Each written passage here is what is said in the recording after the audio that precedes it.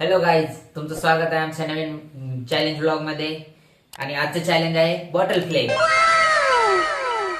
आमच्याकडे दोन टीम आहे. त्यामध्ये पहिल्या टीम मध्ये आहे श्वेत आणि दुसऱ्या टीम मध्ये आहे अभि.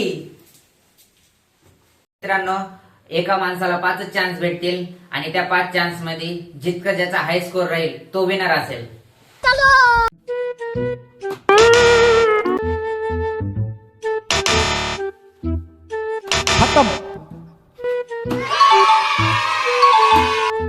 पहिल्या प्लेयरने 5 पैकी 2 वेळा फ्लिप केलेली आहे बॉटल व्यवस्थित. आता अभिची बारी. ठीक है.